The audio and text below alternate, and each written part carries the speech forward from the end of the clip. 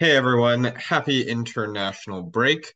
Um, Today we are going to do a video that kind of explains how to deal with players and clubs that are involved in other competitions, so such as international break this week, and also going into how to deal with rotation when it comes to some of the other European trophies and domestic trophies as well.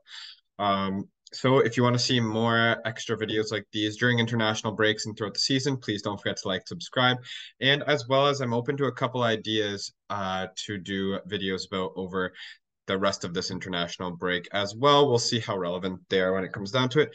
Or maybe I can just sum up and answer things in tweets on the Twitter page as well. But if you have an idea and you'd want a video about it, let me know and we'll see if we can make that work. Okay, so first dealing with international breaks. So there's these 2 week segments throughout the season where players go and play for their nations, whether that be friendly matches, qualifying for continental matches, or other domestic, not domestic, but in uh, Confederate trophies that they might be participating in. And this will happen maybe like, I don't know, as a timeline, like once a month or once every month and a half. That's going to kind of happen. When it comes to international breaks, and especially this one, I hope you haven't used your transfer yet. I wanted to get this video out relatively early in your international break so people didn't go and make an early transfer. There's absolutely no reason to make an early transfer at this point. Um, there's no price changes yet. That's going to happen after the next game week. So it's not like you're rushing to try to beat a price change. And while players are playing for these nations, they could get injured. And this is a Serie A is a top league. A lot of the players in this league will be playing for their nations. And if they have friendly matches, for instance, like I know players in CONCACAF right now will be having friendly matches. So they might not play. You might get lucky. Or some of the lower tier players that play on some of the lower tier teams in Serie A might actually get an opportunity to play and could technically get injured. So make sure that we're not using that transfer because you don't want to burn one of your free transfers and then have to transfer them out right away for a -5 hit or use an extra free transfer that you wanted to use somewhere else. So just wait till all the international games, or at least the international games by the players that you're looking um, I should say, are completed before you're making that transfer. So I haven't actually looked at when the last games for the international teams are, but I'm assuming that's going to be like next like Wednesday or Thursday or something like that. I'd be saving my transfer till then. When it comes to European competition, so I think last season was the first edition of the Conference League, but we have three European competitions now. We have the Champions League, the Europa League, and the Conference League. And what we have noticed is the teams in these competitions, even from the big leagues now, they value these trophies. And honestly, right now, the current climate of the footballing world is trophies make fans happy at the end of the day, and it doesn't matter so much as to which one. Everyone knows the most prestigious trophy in European soccer is the Champions League. That hasn't changed, and the league title is important. But now, whether it's your domestic cup or the European trophies, even if it's not the Champions League, right down to stuff like the Super Copa, everything that adds silverware to your cabinet is seen as important by not only the players in the club, but the fans as well. And so there has been that shift where the Europa Trophy used to not necessarily seem like a super prestigious thing, but clubs that are in it do care about it now. We've seen Fiorentina now play a full proper squad for both games that they've already played in the Conference League. And they are after that trophy at the end of the day. They made it to the finals last year. We had a Serie A club in all three of the finals last year. Unfortunately, all three of them lost.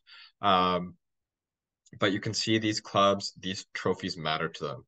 So the only times that you might see a little rotation, I'd say, in these kind of games is look at the strength of the opponent. Now, sometimes a team I would say should still play their full strength lineup regardless against the opponent. But if you have a team like Inter, well, I guess we know the groups now, but let's just say hypothetically, or whoever's I don't memorize all of the groups that each of these teams face.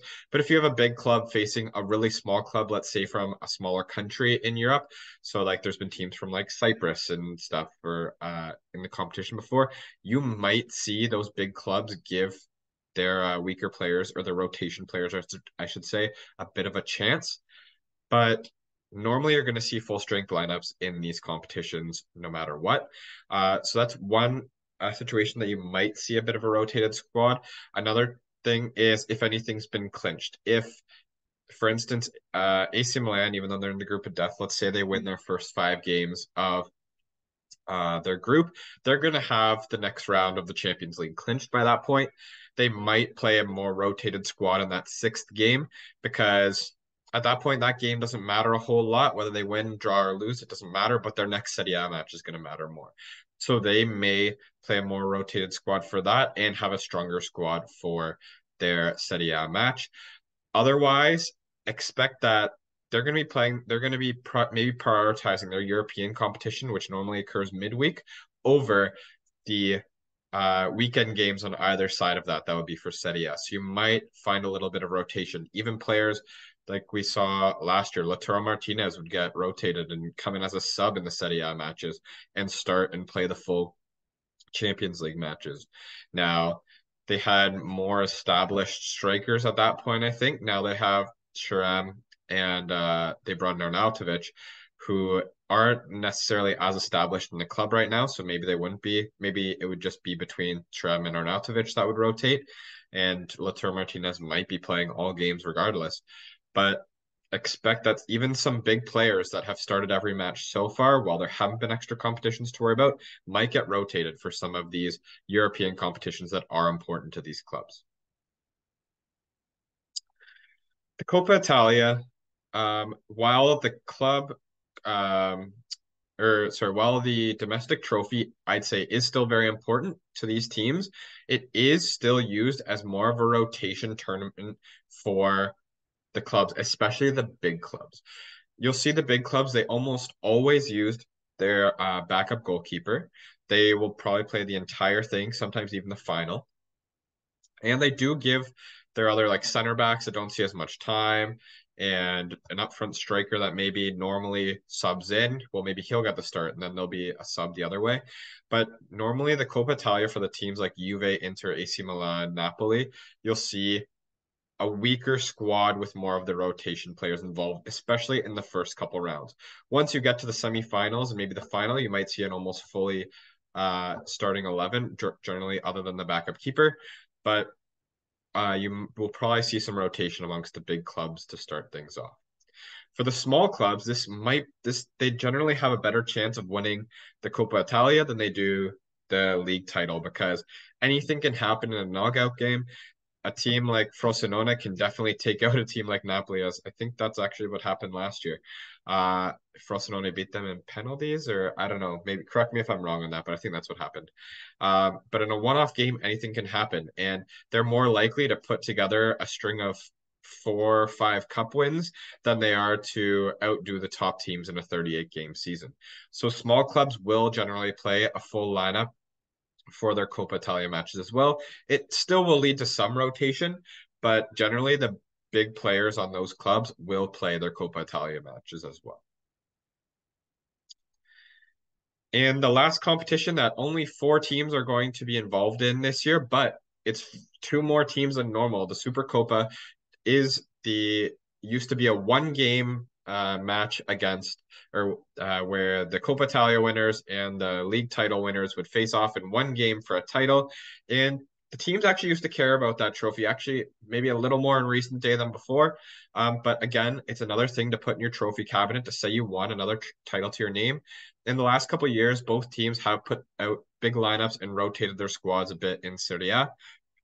Now it's a 4-team event where both teams that are in the Coppa Italia final and the first and second team in Serie A will be present for this.